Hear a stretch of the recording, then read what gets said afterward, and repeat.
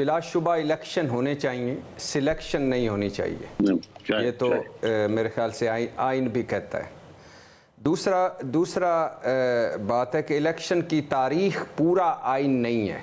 ठीक कह रहे हैं अनवारुल हक काकड़ साहब, लेकिन इलेक्शन की तारीख या जो है उसके नीचे है बाकी सब कुछ। लेकिन क्या करें मैडम शेख, इलेक्शन की तारीख के ऐलान के अलावा जो कुछ है वो अनवारुल हक काकड़ साहब के पास नहीं है। वो इस वक्त मेरे महबूब कायद मियां मोहम्मद नवाज शरीफ साहब के पास है।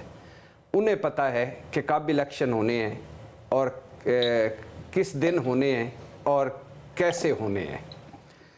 अब यहाँ इस पुरमगज़ और पुरहासल जिस सवाल को पिछले हम 8-9 महीने से मुख्तलिफ ज़ावियों से डिस्कस करते आ रहे हैं, उसमें लफ्ज़ जो है, इस आज भी मुझे फिर से आइन याद आ गया मैडम शेख, क्योंकि इस क्वेश्चन में भी आइन है।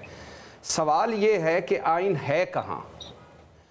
पिछले 9-10 महीनों में आइन साहब का जिक्र आपने भी बहुत किया, मैंने भी बहुत किया, साथियों ने भी बहुत किया, मगर आइन कहीं नज़र नहीं आया जब ज़रूरत पड़ी।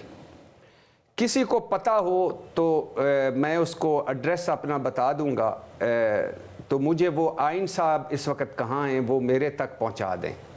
दूसरी बात, आइन से ही याद आया मैडम शेख कि 50 साल आइन का जश्न भी होना था, वो कहाँ रह गया।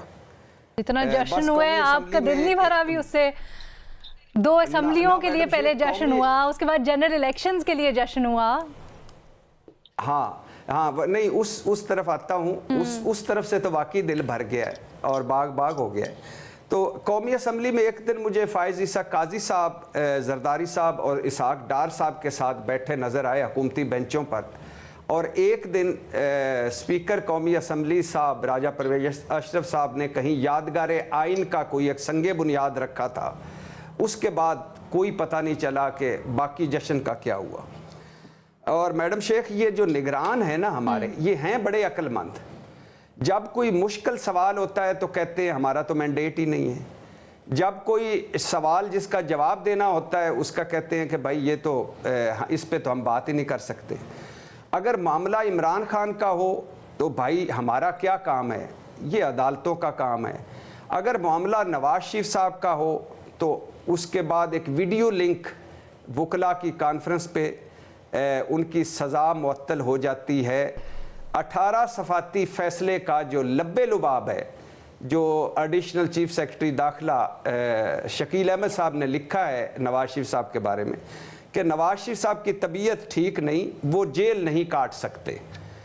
अब मैडम शेख समझ आया कि नवाज शरीफ साहब ने अपनी आखिरी रिपोर्ट, हालांकि वो वापस आ गए खैर से और 1 घंटे की स्पीच की है, और तो अब समझ आया कि वो लाहौर हाई कोर्ट में क्यों उन्होंने ये जमा करवाई थी कि मैं अभी भी बीमार हूँ। ठीक है। और हाँ, और यहाँ मुझे एक दरख्वास्त करनी है कि इस निगरान जो काबीना है पंजाब की, वो पूरे पाकिस्तान पंजाब की जेलों का मुआयना करे और जो मुल्ज़म और मुजरम इस पे पहुंचते हैं जहां नवाज शरीफ साहब हैं, उस मयार पर पहुंचते हैं बीमारी के, अच्छा, उन्हें भी उनकी सजाएं भी मुअत्तल की जाए। भट्टी साहब जरा पॉइंट पे वापस आते हैं। मुझे ये बताएं कि जब भी कोई राय कायम करता है, जैसे आप लोगों से भी जब हम सवालात के ऊपर या किसी भी टॉपिक के ऊपर आपकी राय जान रहे होते हैं तो उसके पीछे कोई ना कोई वजह होती होगी।